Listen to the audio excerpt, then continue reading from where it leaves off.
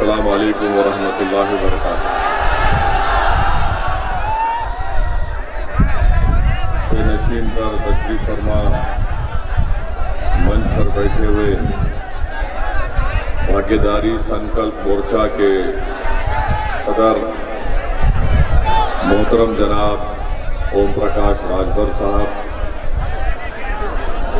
उत्तर प्रदेश मजलिस इत्तेहादुल मुस्लिमीन के सदर मोहतरम जनाब शौकत अली साहब,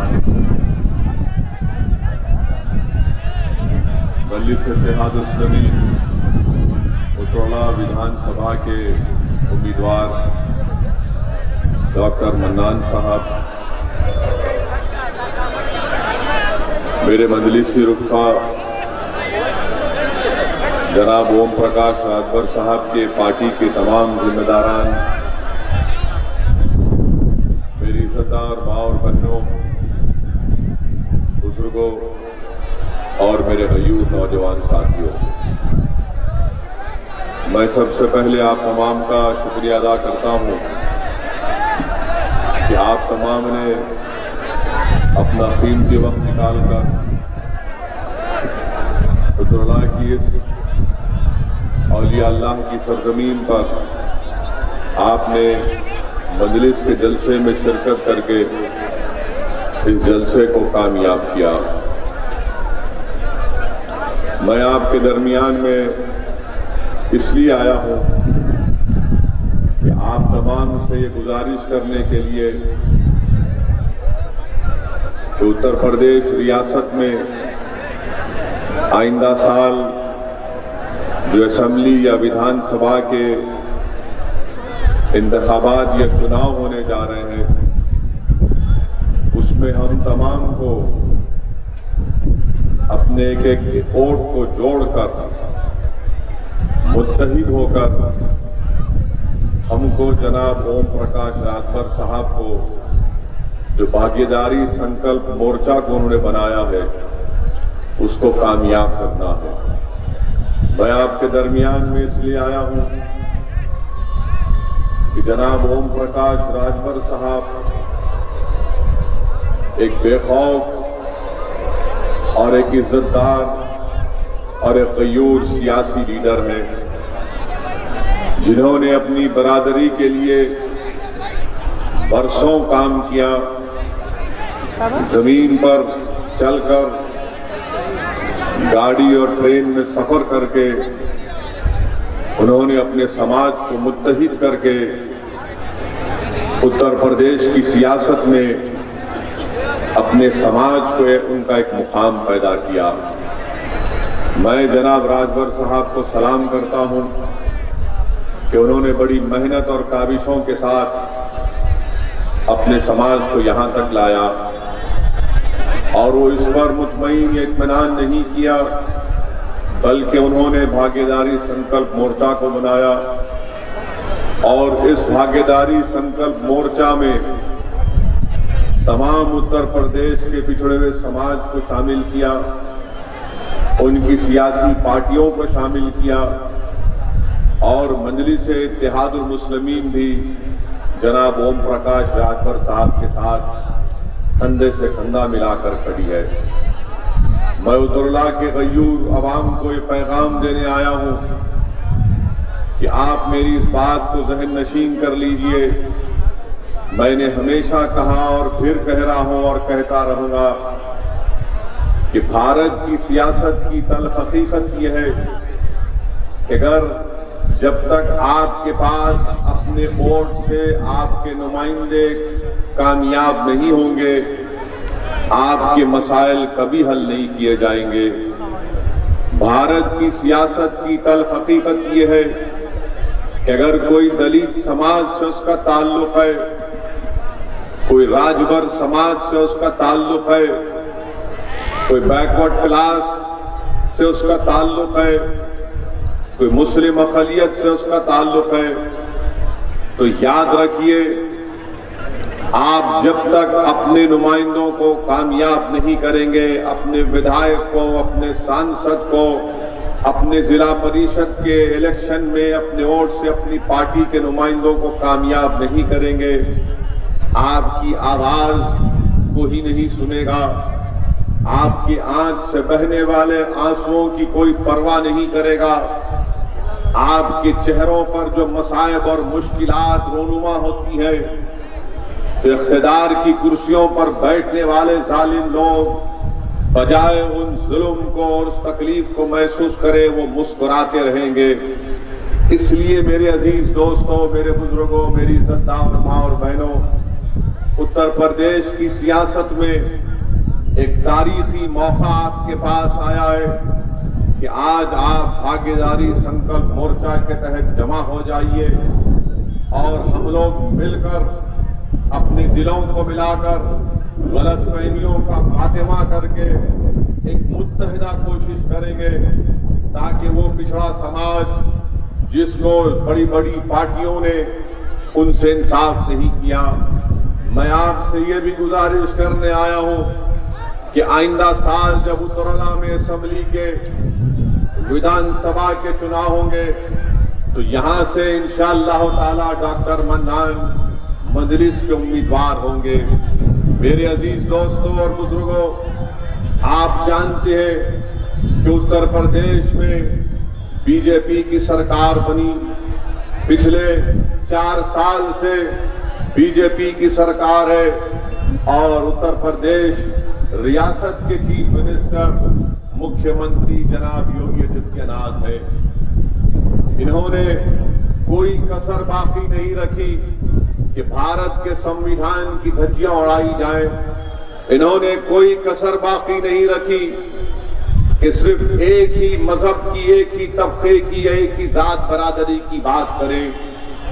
इनका हालिया बयान आपने सुना होगा कि उत्तर प्रदेश के मुख्यमंत्री ने यह कह दिया कि भारत को विश्व में उसका मुकाम इसलिए नहीं मिल रहा है क्योंकि हम सेकुलरिज्म को मानते हैं।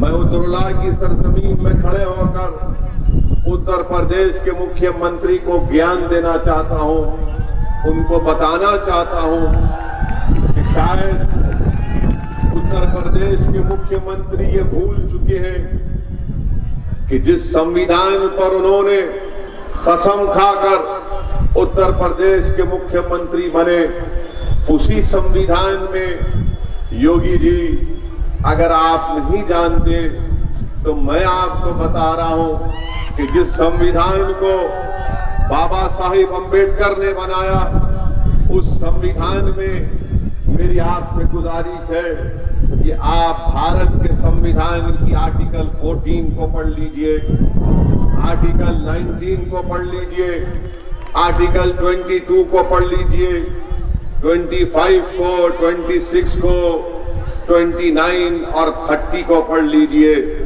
योगी जी किसी को बिठा लीजिए और उससे कहिए कि एक शेरवानी टोपी पहनने वाला यहां पर आकर एक भड़काऊ भाषण देकर गया है, जरा मुझे इस बारे में समझा दो। आप अंदाजा लगाइए कि देश के सबसे बड़े प्रदेश के मुख्यमंत्री हैं और जिस संविधान में सेकुलरिज्म लिखा गया उसी के बारे में उत्तर प्रदेश के मुख्यमंत्री कहते हैं कि वो सेकुलरिज्म पूरी दुनिया में, विश्व में भारत को उसका मुकाम दिलाने से रोक रहा है। योगी जी, मैं आपसे पूछना चाहता हूं और आप और हमारे मुल्क के वजीर आजम से पूछना चाहता हूं, आज देश में पेट्रोल और डीजल की कीमतें माशाल्लाह 100 रुपये लीटर हो चुका है। क्या वो सेकुलरिज्म की वजह से हुआ है? क्या सेकुलरिज्म की वजह से पेट्रोल और डीजल और गैस की कीमतों में इजाफा हो गया?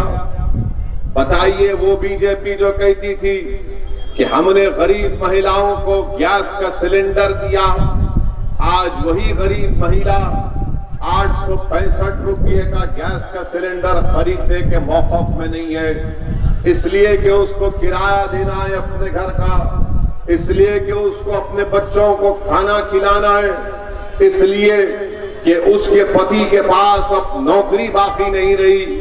मगर उत्तर प्रदेश के मुख्यमंत्री गरीबों की तकलीफ को दूर करने के बजाय सेकुलरिज्म की बात करते हैं। मैं उत्तरोला की सरजमीन पर खड़े होकर आपको ये बताना जरूरी समझता हूं कि आप जानते हैं कि जब से बीजेपी की सरकार बनी 2017 से 2020 के दरमियान में 6,775 एनकाउंटर हुए, 6,475 एनकाउंटर हुए, जिसमें से मरने वालों की तादाद 37% मुसलमानों की 37% मुसलमानों की थी। और उत्तर प्रदेश में मुसलमानों की आबादी पॉपुलेशन का परसेंटेज 18 या 19% के दरमियान में है। आखिर ये जुल्म क्यों हो रहा है कि एक देश के बड़े प्रदेश का मुख्यमंत्री कहता है कि ठोक दो, ठोकने से जुर्म या क्राइम का खात्मा नहीं होता। चाहे मैं हूं या कोई पुलिस का IPS ऑफिसर हो, कोई भी कानून को अपने हाथ में नहीं ले सकता है। मगर इस ठोक दो की पॉलिसी ने देख लिया कि 6,475 एनकाउंटर में 37% जिन लोगों को गोली मारकर हलाक कर दिया गया वो मुसलमान थे। बताइए मेरे अजीज दोस्तों और बुजुर्गों, क्या ये हुकूमत संविधान के तहत काम कर रही है? क्या उत्तर प्रदेश में रूल ऑफ लॉ है या रूल बाय गन है? इसका फैसला यकीनन उत्तर प्रदेश की जनता करेगी। मेरे अजीज दोस्तों और बुजुर्गों, आज बड़ी बड़ी बातें की जाती हैं, मगर मैं आपको याद दिलाना चाहता हूं कि उत्तर प्रदेश में बल्कि पूरे मुल्क में CAA NPR NRC के खिलाफ एहतजाज हुआ। हम सब ने मिलकर एहतजाज किया इसलिए कि वो कानून भारत के संविधान के खिलाफ था। वो कानून राइट टू इक्वालिटी, मसावात और बराबरी के खिलाफ था। पार्लियामेंट में जब इस पर बहस हो रही थी तो मैंने बीजेपी के 300 सांसद के सामने खड़े होकर भारत के संविधान की दलाइल को देकर यह बताया कि मजहब के नाम पर सिटीजनशिप का कानून नहीं बन सकता। मजहब के नाम पर आप मुसलमानों से सिटीजनशिप नहीं छीन सकते। और मैंने पूरी पार्लियामेंट में सांसद में खड़े होकर उसको काला कानून करार दिया और उस काले कानून की कॉपी को फाड़ा। मैं मुबारकबाद देता हूं उन तमाम लोगों को जिन्होंने खास तौर से हमारी मां और बहनों को जिन्होंने पुरअमन एहतजाज किया उस कानून के खिलाफ। मगर अफसोस ये है कि उत्तर प्रदेश में 23 मुसलमानों को गोली मारकर उनकी जानें ले ली गई। बताइए ये कौन सा इंसाफ है कि गोली मारकर इनको जान ले ली जाती है? और ये मैं नहीं कह रहा हूं, सुप्रीम कोर्ट के रिटायर्ड जस्टिस की रिपोर्ट है, रिटायर्ड जज की रिपोर्ट है, जिन्होंने कहा कि उन बच्चों की जान लेने के लिए गोली मारकर उनको खत्म कर दिया गया। वो 23 मरने वाले कहां के थे? अलीगढ़ के थे, मुजफ्फरनगर, आपके माओ बैरेज और बुलंदशहर से इनका ताल्लुक था। मेरे अजीज दोस्तों और बुजुर्गों, ये इस तरह से अगर संविधान की धज्जियां उड़ाई जाती रहेंगी तो बताइए फिर हमारे मुल्क में जमहूरियत का क्या होगा? उत्तर प्रदेश में फ्रीडम ऑफ एक्सप्रेशन का क्या होगा? आज मरने वालों के घरों में कोई जाकर उनसे पूछता नहीं है। वो 23 लोग जो मर गए, आज दुनिया उनके घर की तरफ रुख नहीं करती। कोई उस मरने वाले मां की बेटे से जाकर नहीं पूछता कि मां तू सुकून में है या नहीं। मरने वाले बेटे के बाप के पास कोई जाकर उससे पूछता नहीं है कि चचा आपकी जिंदगी कैसे गुजर रही है। अल्लाह ही बेहतर जानता है कि जिन लोगों की जानें चली गई आज उनके घर में कितना गम होगा, कितनी तकलीफ और कर्ब में अपनी जिंदगी गुजार रहे। मगर मैं आपको ये बात बताने आया हूं कि याद रखो मेरे अजीज दोस्तों और बुजुर्गों, इस मुल्क और इस मुल्क के संविधान को बचाने के लिए हमको अपनी जान के नजराने भी देना पड़े तो हम देते रहेंगे। अगर हमको अपनी जान कुर्बान करना पड़ा तो यकीनन इंशाअल्लाह ताला अगर मैं आप एक खून का खतरा बहाएंगे, मैं आपसे वादा कर रहा हूं कि मैं हमेशा अल्लाह से दुआ करता हूं कि अल्लाह तू मुझे जब तक इस दुनिया में जिंदा रखेगा मुझे ऐसी जिंदगी दे कि दमे वापसी तक मैं तेरे सामने सजदा करूं, इख्तिदार की कुर्सियों पर बैठने वालों के सामने अपने सर को ना झुकाऊं। मैं हमेशा अल्लाह से दुआ करता हूं कि रब्बे करीम आप मुझे जब तक जिंदा रखेंगे मेरी जबान आपके जिक्र से तर होती रहे। मैं अल्लाह से हमेशा दुआ करता हूं और करता रहूंगा कि अल्लाह तू मुझे जब तक जिंदा रखेगा मुझे मेरी जबान में वो ताकत दे कि मैं जालिमों के सामने खड़े होकर उनके जुल्म और इंसाफ का मुतालबा करता रहूं। मेरे अजीज दोस्तों और बुजुर्गों, अल्लाह मुझे जब तक जिंदा रखेगा ये मेरी जिंदगी का नज़्म-उल-ऐन है। अल्लाह मुझे जब तक जिंदा रखेगा मैं अल्लाह से दुआ करता हूं कि या अल्लाह मुझे अपने हबीब मोहम्मद मुस्तफा सल्लल्लाहु अलैहि वसल्लम के दर का कुत्ता बनाकर रख। या अल्लाह मुझे ऐसा कुत्ता बनाकर रख जो कभी भी मजलूमों के जालिमों अगर जुल्म करे तो मैं उनके खिलाफ आवाज उठाऊं। मैं हमेशा अल्लाह से दुआ करता हूं कि अल्लाह अगर तू मुझे मौत दे तो शहीद की मौत दे, ताकि मैं आज तेरी जिंदगी जो तूने मुझे दी है अल्लाह की नेमतों का शुक्रिया मैं अदा नहीं कर सकता। कौन कौन सी नेमत का मैं अल्लाह का शुक्र अदा करूं। और मेरी अल्लाह से यही दुआ है कि अल्लाह मुझे जब तक जिंदा रखेगा मैं बेखौफ होकर बगैर किसी के डर से या बगैर किसी के सामने अपने सर को झुकाकर, क्योंकि हम अगर सर झुकाते हैं तो सिर्फ रब्बे कायनात के आगे सर झुकाती है। मैं आपको ये तयक़ुन देने आया हूं कि ये मेरी जिंदगी का नज़्म-उल-ऐन है। मेरे अजीज दोस्तों और बुजुर्गों, जो जुल्म किया जा रहा है इंशाअल्लाह ताला ये जुल्म का खात्मा होगा, ये जुल्म का खात्मा होगा। कहां गई इंसानियत? ये हमारा देश गांधी का देश है, गौतम बुद्ध का देश है, गुरु नानक का देश है, ख्वाजा अजमेरी गरीब नवाज का देश है। मेरे बताओ मेरे अजीज दोस्तों और बुजुर्गों, आज एक मासूम बच्चा गाजियाबाद में जाकर एक इबादत गाह में पानी पीता है, प्यासा है, पानी पीता है तो उसको पीटा जाता है, उसको मारा जाता है और उससे कहा जाता है कि तू इस मजहब का नहीं है, तू कैसे यहां पर आकर पानी पिया। क्या ये इंसानियत है? क्या इसलिए हमने अंग्रेजों से लड़कर इस मुल्क में 200 साल की गुलामी से हमने आजादी हासिल की? क्या हमने गांधी के साथ खड़े होकर लाठियां इसलिए खाई थी? क्या इसलिए अल्लामा फजल खैराबादी रहमतुल्लाह अलैह ने काले पानी की सजा को बखुशी कबूल किया? क्या इसीलिए हमारे उलमाओं ने अंग्रेजों के खिलाफ जिहाद का फतवा देकर फांसी की सजा को मुस्कुराते हुए कबूल किया?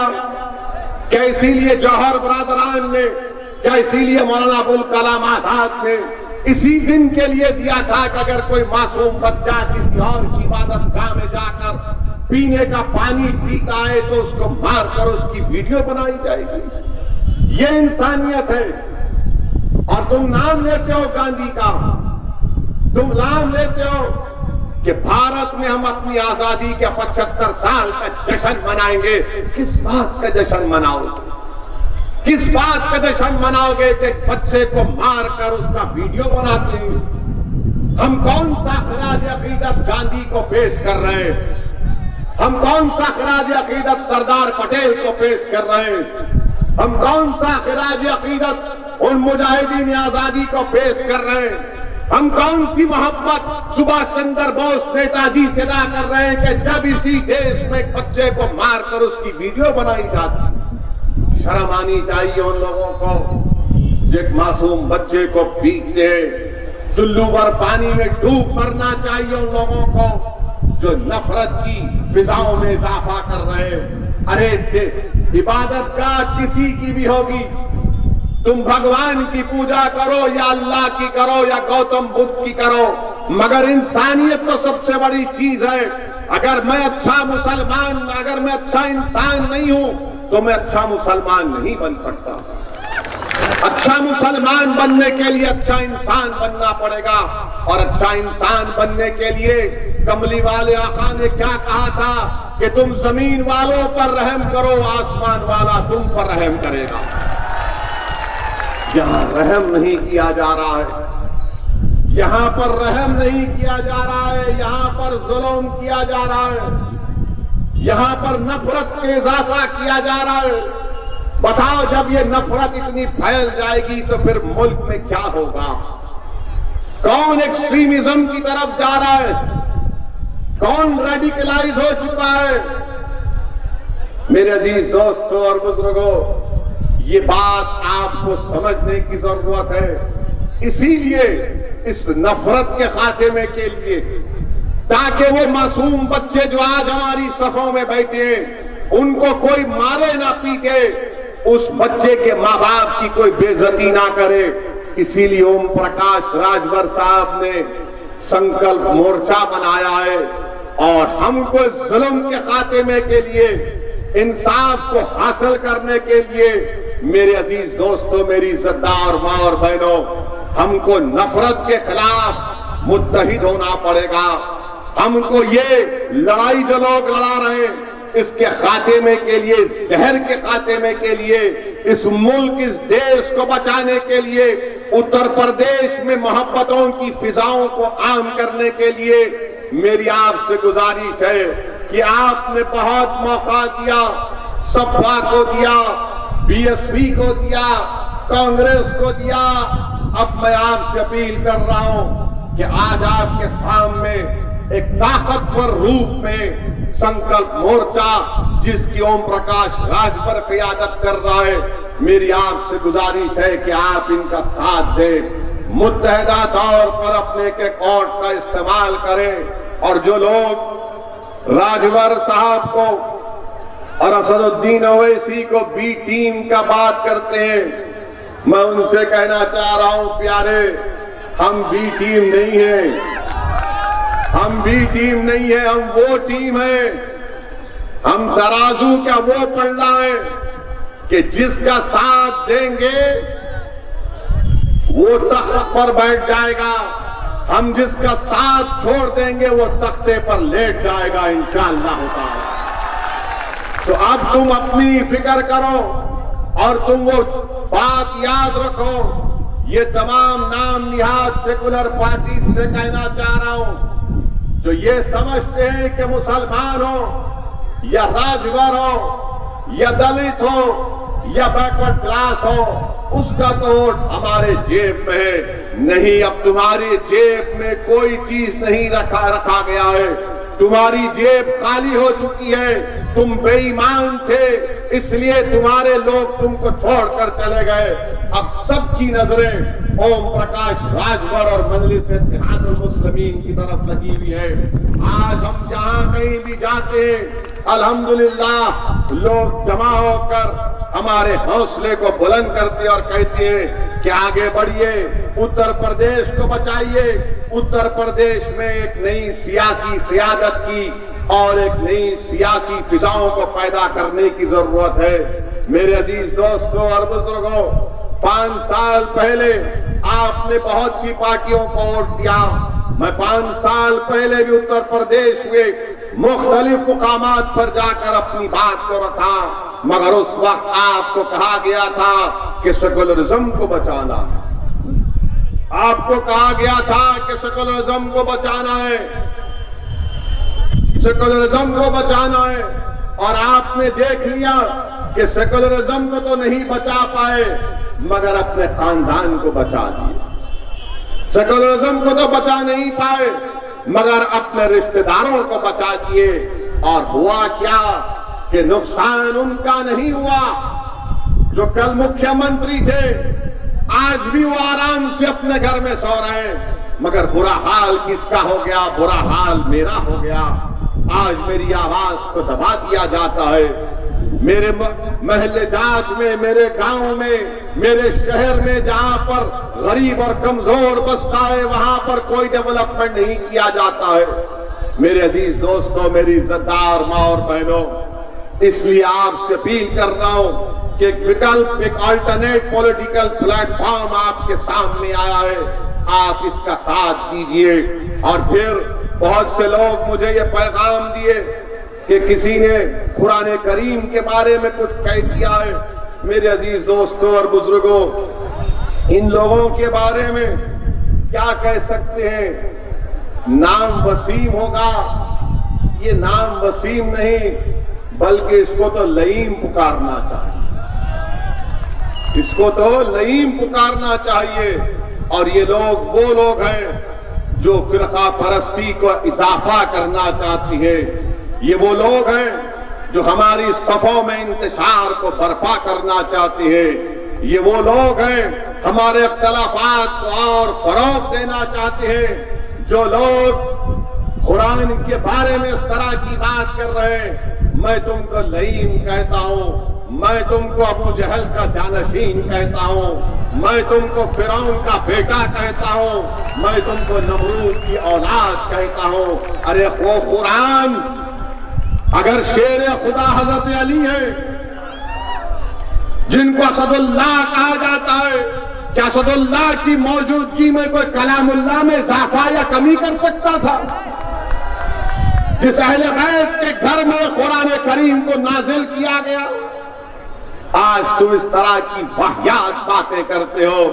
इंशाअल्लाह ताला तुम बेइज्जत होगे और दुनिया देखेगी तुमको कि तुम्हारी बेइज्जती को, और तुम जिंदा जरूर रहोगे। इंशाअल्लाह तुम 130 साल जिंदा रहोगे, जल्दी नहीं जाओगे प्यारे, आराम से रहोगे। तुम देखोगे कि क्या होता है।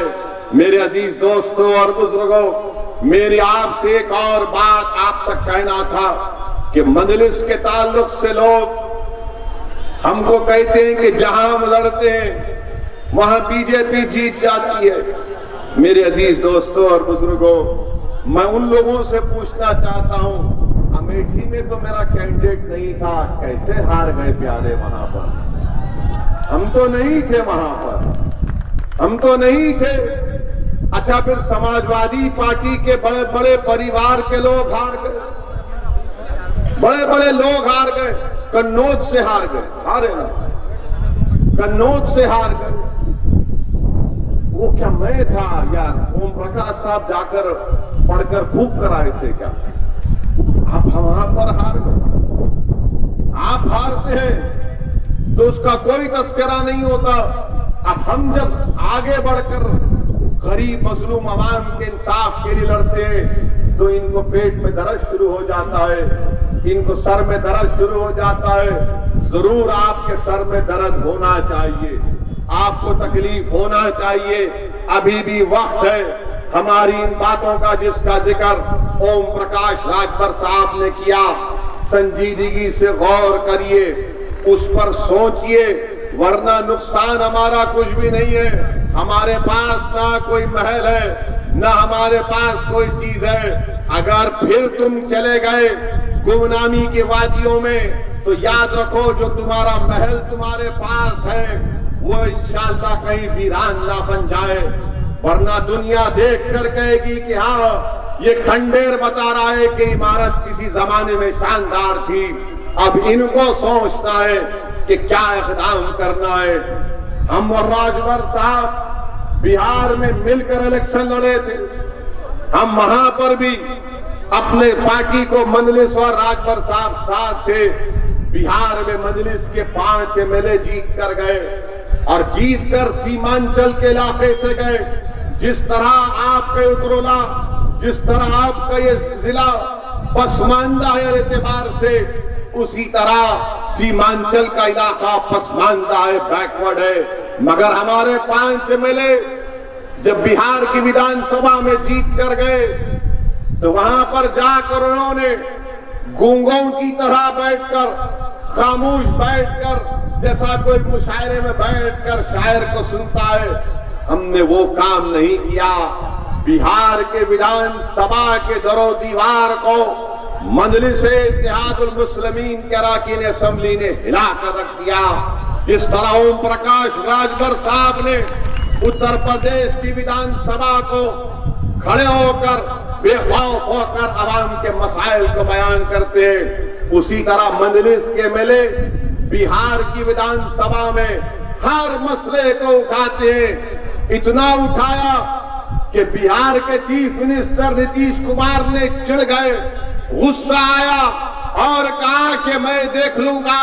तो हम नीतीश कुमार से कहे कि आप क्या देखेंगे, अल्लाह हमारे को देखने वाला है, ऐसे चप्पन आकर चले गए। मगर बताने का मकसद ये है कि आपके नुमाइंदे अगर इस संकल्प मोर्चा के तहत मजलिस और जनाब राजभर साहब की पार्टी के लोग एक बहुत बड़ी तादाद में इंशाअल्लाह अब कामयाब होकर जाएंगे, तो उत्तर प्रदेश की विधानसभा में खामोश नहीं बैठेंगे। उत्तरोला के इंसाफ के लिए डॉक्टर मन्नान लड़ेगा, उत्तरोला के इंसाफ के लिए डॉक्टर मन्नान जीतेगा, उत्तरोला के डेवलपमेंट के लिए डॉक्टर मन्नान हुकूमत वक्त से अपने मुतालिबात को मनवा लेगा। मेरे अजीज दोस्तों और बुजुर्गों, ये हमारा इत्तेहाद सिर्फ आने वाले विधानसभा इलेक्शन के लिए नहीं है, बल्कि आने वाले जिला परिषद के इलेक्शन के लिए भी है। और इंशाअल्लाह ताला अगर 2024 में पार्लियामेंट के इंतखाबात होंगे तो मजलिस और ओम प्रकाश राजभर साहब मिलकर पार्लियामेंट का चुनाव भी लड़ेंगे। और हमारी यह ख्वाहिश होगी कि ओम प्रकाश राजभर साहब के नुमाइंदे भारत की संसद में भी ये पीला और हरा झंडा लेकर आएंगे इंशाअल्लाह ताला। मेरे अजीज दोस्तों और बुजुर्गों, आपसे फिर से अपील कर रहा हूं, गुजारिश कर रहा हूं कि अपने के वोट का सही इस्तेमाल करिए। ये जो संकल्प मोर्चा बनाया गया है, इसकी सरपरस्ती करिए, इसके लिए दुआ करिए, इसको कामयाब करिए, मुल्क के संविधान को बचाइए। उत्तर प्रदेश में ये जो नाइंसाफी का दौर चल रहा है, उसका खात्मा करिए। उत्तर प्रदेश के चीफ मिनिस्टर को बड़ा गुरूर है कि क़यामत कभी नहीं आएगी। योगी जी, क़यामत आएगी इंशाअल्लाह ताला। एक सियासी क़यामत आइंदा साल आएगी और दुनिया की क़यामत तो आने वाली है, वो आपको सबको मालूम। मगर हम आज मिलकर काम करेंगे। मैं मानता हूं ये काम आसान नहीं है, ये काम बड़ी मुश्किल का काम है, मगर वो इंसानी का इंसान जो मुश्किल काम ना करे, और हमको ये मुश्किल काम करना है। और मुझे यकीन है कि आपकी दुआओं की वजह से इंशाअल्लाह ताला, आपके साथ की वजह से, शौकत साहब की क़यादत में जो उत्तर प्रदेश में मेरे तमाम मजलिस रुफ़ा काम कर रहे हैं, उनको आप कामयाब और कामरान करेंगे। गुजरात मजलिस गई और गुजरात में मजलिस ने अहमदाबाद में बल्दिया के इंतखाबात में हिस्सा लिया। वहां पर अहमदाबाद में मजलिस के 7 अरकान बल्दिया कामयाब हुए। गोधरा में 7 जीते। मोडासा में मजलिस सबसे बड़ी अपोजिशन पार्टी मोडासा में बनी। कांग्रेस को हमारे से मजलिस से कम सीटें मिली। मेरे अजीज दोस्तों और बुजुर्गों, मेरे गयूर नौजवानों, मैं तुमसे कह रहा हूं, नौजवानों, मैं तुमसे मुखातिब होकर कह रहा हूं कि आने वाला कल तुम्हारा है, आने वाला मुस्तकबिल नौजवानों तुम्हारा है। नौजवानों, अगर तुम नहीं चाहते कि जिस तरह तुम्हारे बाप दादा तकालीफ के दौर से गुजरे, जिस तरह नाइंसाफी तुम्हारे वालिद और तुम्हारे दादा से हुई, नौजवानों, मैं तुमसे मुखातिब होकर कह रहा हूं, ये लड़ाई तुम्हारे लिए है, ये लड़ाई तुम्हारे रोशन मुस्तकबिल के लिए। अगर आज तुम इस संकल्प मोर्चे का साथ नहीं दोगे तो कल अगर तुम्हारा दिन खराब होगा, तुम्हारा मुस्तकबिल खराब होगा, तो इसकी जिम्मेदारी तुम पर आयद होगी। नौजवानों, मुत्तहिद हो जाओ। यकीनन इख्तलाफ हो सकता है और इख्तलाफ फितरी चीज है, मगर इख्तलाफ इतना नहीं बढ़ना चाहिए कि हम अपने हाथों से अपने मुस्तकबिल को कुचल कर रख दें। मैं अपनी मां और बहनों से कह रहा हूं, मेरी सरदार मां और बहनों से भीख मांग रहा हूं कि जिस तरह तुमने अपनी जिंदगी खौफ में गुजार दी कि क्या होगा, आज हम तुमसे अपील कर रहे हैं कि तुम अपने बच्चों की सरपरस्ती करो, अपने बच्चों के हौसलों को बुलंद रखो। डरने और घबराने की जरूरत नहीं है। यकीनन ये डर और खौफ के माहौल का खात्मा होगा। मैं अपने बुजुर्गों से अपील कर रहा हूं कि आप हमारी सरपरस्ती करिए। आपने बड़े मसायब और मुश्किलात के दौर में अपनी जिंदगी को गुजारा है। आपने इस रियासत में बड़े बड़े वाहियात किस्म के हादसात और वाकयात को देखा। आपने बाबरी मस्जिद की शहादत को देखा, आपने फसादात को देखा।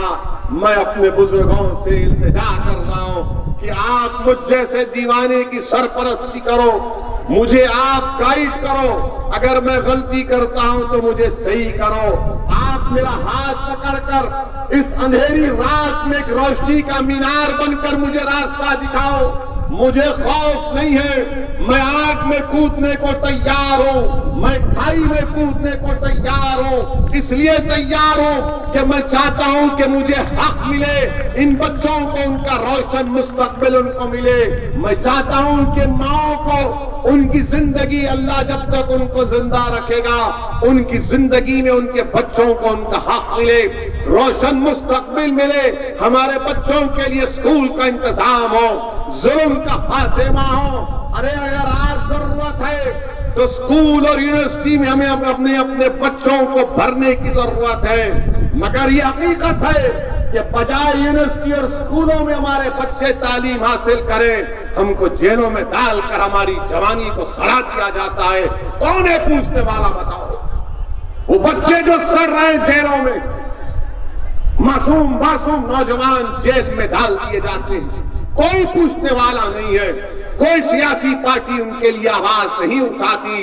और जब इलेक्शन आ जाता है तो बड़े हमदर्द बनकर आते हैं। ये इसलिए हो रहा है कि आपकी आवाज नहीं है, आपकी क़यादत नहीं है। बाहर में जाए ये लोग जो बातें करते हैं सेकुलरिज्म, मैं सेकुलरिज्म का कूली नहीं हूं। बखौल ओम प्रकाश राजभर साहब से कि हम लोडर नहीं है, हम तुमको लीडर बनाने आए हैं और तुमको लीडर बनाकर रहेंगे इंशाअल्लाह ताला। उत्तर प्रदेश में आप लीडर बनेंगे, उत्तर प्रदेश में आप कायद बनेंगे और इंशाअल्लाह ताला वो दिन करीब है कि जब तक तुम्हारी आवाज के बगैर तुम्हारे और किसी गरीब के मुकद्दर के फैसले नहीं किए जाएंगे। आज आपको कायद बनना है, लीडर बनना है। और तुम याद रखो, सिर्फ असदुद्दीन ओवैसी की तकरीर को सुनकर तुम लीडर नहीं बन जाओगे, बल्कि मेहनत करना पड़ेगा, जुस्तजू करना पड़ेगा, ईसार और कुर्बानी के मजारे करना पड़ेगा, बेनफ्स होकर अपने कौस के लिए काम करना पड़ेगा। और हमारा कौस ये है कि उत्तर प्रदेश के मजलूम आवाम को इंसाफ मिले, चाहे वो किसी मजहब का हो, उसको इंसाफ मिलना चाहिए। मेरे अजीज दोस्तों और बुजुर्गों, मैं आखिर में आपसे एक और बात की अपील करूंगा कि अपनी बीवियों की और अपने बच्चियों की हिफाजत करो, उनसे अच्छा बर्ताव करो, हमारी बेटियों को पढ़ाओ। मेरे अजीजों, इस जहेज की लानत का खात्मा करो।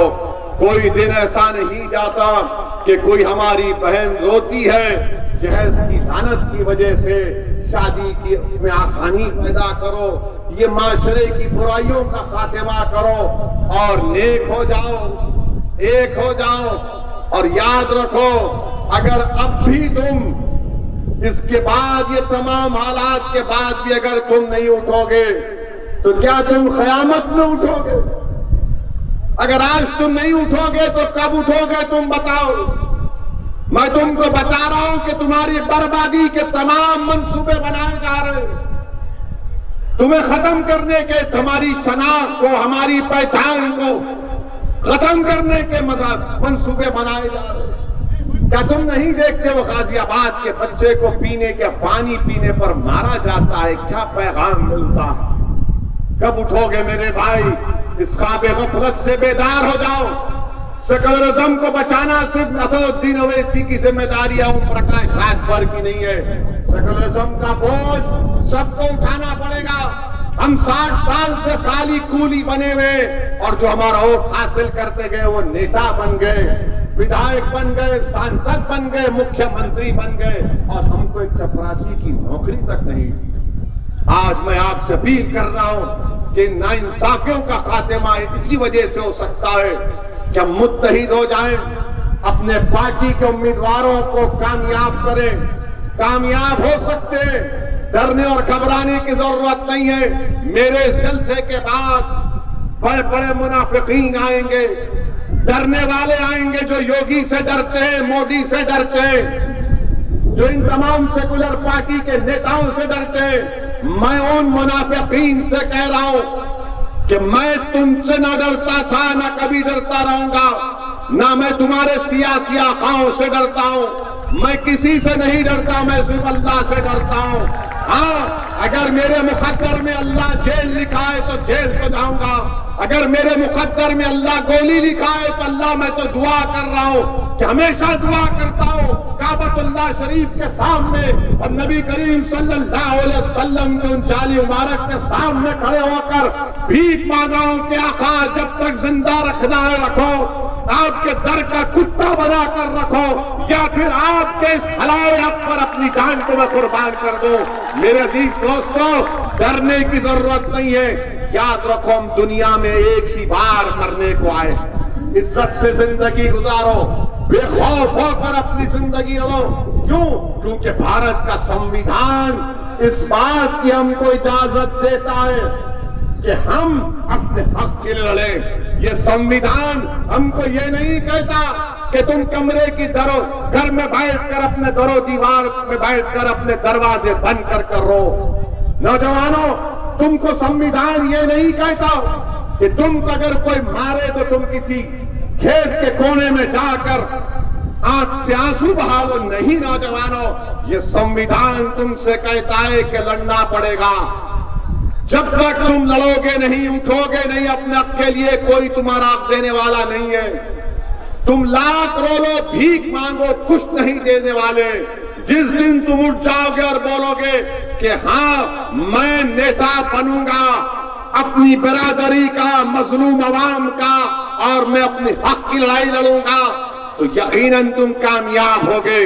याद रखो, अगर कोई नौजवान ये कहेगा असदुद्दीन ओवैसी तो जज्बाती बात कह गया, मगर मेरे सामने योगी है, मोदी है, अखिलेश है, बीएसपी है। मेरे अजीज दोस्तों और बुजुर्गों, मेरे गैरतमंद नौजवानों, मैं तुमसे सिर्फ एक बात कह रहा हूं, तुम नियत कर लो, तुम इरादा कर लो, तुम खड़े हो जाओ। तुम्हारी नीयत खालिस होनी चाहिए। अल्लाह इन बड़े बड़े पहाड़ों को तुम्हारे रास्ते से हटा देगा इंशाअल्लाह। अल्लाह तुमको कामयाब करेगा और अल्लाह तुमको अपने मंजिल मकसूद तक लेकर जाएगा।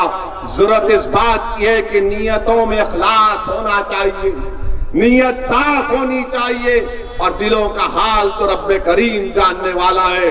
तो नौजवानों, आज भारत में हमको अपने संविधान को बचाना है, इस संकल्प मोर्चे को कामयाब करना है। और बीजेपी ये समझ रही है कि उत्तर प्रदेश में दोबारा उनकी सरकार बनेगी इंशाअल्लाह ताला। हम ओम प्रकाश राजभर के साथ इंशाअल्लाह दोबारा योगी को उत्तर प्रदेश का मुख्यमंत्री नहीं बनने देंगे, नहीं बनने देंगे। मुख्यमंत्री बनेगा तो इंशाअल्लाह ताला अगर हम सब मिलकर मेहनत करेंगे तो हमारा भाई ओम प्रकाश राजभर बनेगा इंशाअल्लाह। लोग कहेंगे ये सियासी बात कह गया है। नहीं मेरे अजीज दोस्तों और बुजुर्गों, अगर हमारे हौसले बुलंद रहेंगे, मेहनत करेंगे तो सब कुछ होगा इंशाअल्लाह ताला।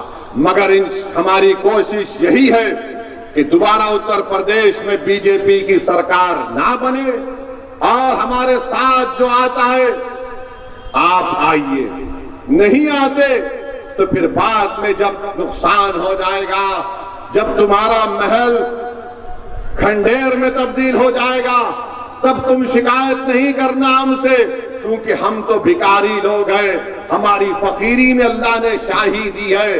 तुम बगैर इख्तिदार के नहीं रह सकते। अरे हम तो 60 साल से बर्दाश्त कर रहे हैं ना, हमको कोई सत्ता नहीं मिली, हम तो सिर्फ वोट डालने वाले रह गए, वोट डालने वाले रह गए। मुरादाबाद का ईदगाह का फसाद हुआ, तुम उसको भूल गए। हाशिमपुरा हुआ, तुम उसको भूल गए। और तुम सिर्फ जज्बात में आकर वोट डालते रहे। मेरे भाई, कब तक वोट डालोगे? कभी वोट तो हासिल भी करो ना। कभी अपने लिए तो वोट लो। जिसको तुम वोट डाल रहे वो क्या कर रहे हैं बताओ आप? क्या कभी लड़ते हैं हमारे लिए? क्या कभी पिछड़े समाज के लिए आवाज उठाते? नहीं उठाते। इनको सिर्फ इस बात की फिक्र होती है कि मुझे इख्तिदार मिले, मुझे सत्ता मिले, मेरी गाड़ी पर लाल लाइट हो, मेरी गाड़ी के सामने पुलिस की 4 गाड़ियां हो, मेरे अतराफ में 20 सिक्योरिटी गार्ड हो, और यही अपनी शाही के लिए हमारा वोट हासिल कर रहे हैं। मेरे अजीज दोस्तों, बुजुर्गों, अब आपको ये तमाम चीजों को करना है। उतरौला से डॉक्टर मन्नान को हमने अपना कैंडिडेट बनाया है। मेरी आपसे अपील है कि आप इनको यहां से अपना विधायक बनाएंगे या नहीं बनाएंगे? क्या आप इनको अपना विधायक बनाएंगे, नहीं बनाएंगे? जरा जोर से बोलो। क्या आप तमाम मुत्तहदा तौर पर इंशाअल्लाह डॉक्टर मन्नान को यहां से अपना खादिम बनाएंगे, नहीं बनाएंगे? आप वादा कर रहे हैं हम तमाम से, मैं मुतमईन जाऊं यहां से। और हम डॉक्टर मन्नान से भी कहेंगे, डॉक्टर साहब, आप आंख के डॉक्टर हैं, हम आपसे ही उम्मीद कर रहे हैं कि आप पूरी कोशिश करेंगे कि जिस तरह आप आंख के स्पेशलिस्ट हैं, उतरौला के किसी शख्स की आंख में आंसू आप आने नहीं देंगे, चाहे वो किसी मजहब का हो। ये काम डॉक्टर साहब का होना चाहिए, यही काम विधायक का होना चाहिए। मगर माशाअल्लाह जितने विधायक हैं, ऐसा लगता है कि कोई मुल्क का बादशाह है। उसके तरफ में 5-10 सिक्योरिटी गार्ड, 2-2, 4-4 गाड़ियां, काम कुछ भी नहीं। क्या है बताओ? रूलिंग पार्टी है, हम सत्ता में हैं। मेरे भाई याद रखो, इख्तिदार किसी के पास नहीं रहता है, सत्ता किसी के पास नहीं रहती। ये मुल्क की तारीख गवाह है कि इंदिरा गांधी को भी मट्ठी चाटना पड़ा, राजीव गांधी को भी इलेक्शन हारना पड़ा, अटल बिहारी वाजपेयी को भी इलेक्शन हारना पड़ा, और मनमोहन सिंह को भी हारना पड़ा। इंशाअल्लाह ताला योगी और मोदी दोनों हारेंगे इंशाअल्लाह, और इन दोनों को हराएगा हमारा ओम प्रकाश राजभर इंशाअल्लाह ताला, आप देखेंगे। मैं मुबारकबाद देता हूं ओम प्रकाश राजभर साहब को कि इन्होंने मिनिस्ट्रीशिप से रिजाइन किया, मिनिस्टर से रिजाइन कर दिया, और फिरते रहते उत्तर प्रदेश में, कभी ट्रेन में तो कभी बस में तो कभी गाड़ी में। इंशाअल्लाह ताला इनकी मेहनत रंग लाएगी, हम इनका साथ देंगे। मेरे अजीज दोस्तों और बुजुर्गों, मेरी सरदार माँ और बहनों, पूरे उत्तर प्रदेश में मजलिस इत्तेहादुल मुस्लिमीन को मजबूत करिए। जिला परिषद के चुनाव में राजभर साहब और हम लोग साथ हैं, उसका ख्याल रखिए। और फिर इंशाअल्लाह ताला जैसे जैसे वक्त करीब आएगा, हम यहाँ पर आते रहेंगे। आपसे गुजारिश है कि आप दुआ भी करिए और इस संकल्प मोर्चा को कामयाब करिए। वाखिर दावाना।